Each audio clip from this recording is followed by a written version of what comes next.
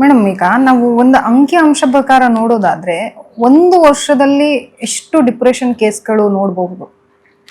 ನಮ್ಮ ಕರ್ನಾಟಕದಲ್ಲಿ ನೋಡೋದಾದ್ರೆ ಅಥವಾ ನಮ್ಮ ದೇಶದಲ್ಲಿ ನೋಡೋದಾದ್ರೆ ಅಂಕಿಅಂಶಗಳ ಮುಖಾಂತರ. ನಮ್ಮದು ಹೈಲಿ ಪಾಪ್ಯುಲೇಟೆಡ್ ದೇಶ. ಎಲ್ಲಾ ಒಂದು ಸ್ಕ್ವೇರ್ ಮೀಟರ್ನಲ್ಲೂ ನಿಮಗೆ ಜನ ಸಿಗ್ತಾರೆ ನಮ್ಮ ದೇಶದಲ್ಲಿ. ಇಷ್ಟು ಜನಸಂಖ್ಯೆ ಅಧಿಕವಾಗಿರುವಂತ ದೇಶದಲ್ಲಿ ಜನರಲಿ ಏನಾಗುತ್ತೆ, ಈ ರೂರಲ್ ಏರಿಯಾಸ್ನಲ್ಲಿ ಖಿನ್ನತೆ ಬಂತರು ಅಂದ್ರೆ ಅದು ಗಂಡಸರಾದರೆ ಕುಡಿದು ಬಿಟ್ಟು ಬಿಟ್ಬಿಡ್ತಾರೆ. ಯಾಕಂದ್ರೆ ಹೆಂಗಸರು ಕೂಡ ಕುಡಿಯುವಂತ ಪರಿಪಾಠ ಇದೆ ಒಂದೊಂದು ಕಲ್ಚರ್ ಪ್ರಕಾರ.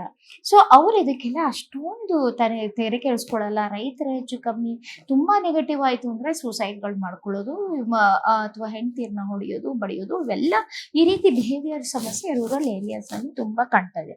ದೌರ್ಜನ್ಯ ಈ ರೀತಿ.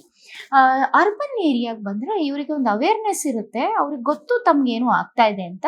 ಬಟ್ ಎಕ್ಸ್ಟ್ರಾ ಇನ್ಫಾರ್ಮೇಶನ್ ತುಂಬಾ ರೂರಲ್ಸ್ ಇರೋದ್ರಿಂದ ಇವ್ರು ನನಗೆ ಏನೇ ಆಗ್ತಾ ಇದೆ, ನನಗೆ ಏನೋ ತೊಂದರೆ ಆಗ್ತಾ ಇದೆ ಅಂತ ಇವ್ರು ಅರ್ಧ ಏನ್ ಮಾಡ್ತಾರೆ, ಮುಚ್ಚಿಡೋ ಪ್ರಯತ್ನ ಪಡ್ತಾರೆ. ಒಂದು ಥೆರಪಿಸ್ಟ್ ಹತ್ರ ಹೋಗೋಕೆ ಬಯಸೋದಿಲ್ಲ, ಯಾಕಂದ್ರೆ ನನಗೇನು ಹುಚ್ಚ ಅಂತ. ಸೊ ನಮ್ಮ ದೇಶ ಹೈಲಿ ಜನಸಂಖ್ಯೆ ಜಾಸ್ತಿ ಇರೋದ್ರಿಂದ ಮೆಂಟಲ್ ಹೆಲ್ತ್ ಪೇಷಂಟ್ಸ್ ನಿಮಗೆ ಗಲಿನಲ್ಲಿ ಸಿಗ್ತಾರೆ. ಟು ಬಿ ಆನೆಸ್ಟ್, ಅಬ್ನಾರ್ಮಲ್ ಅಂತ ಹೇಳೋಕೆ ಮೆಂಟಲ್ ಲೋ ಫೇಸ್ ಅಲ್ಲಿ ಹೋಗ್ತಿರೋ ಜನ ನಿಮಗೆ ಎಷ್ಟೋ ಜನ ಸಿಗ್ತಾರೆ ಪಾಪ್ಯುಲೇಷನ್ ಅಲ್ಲಿ.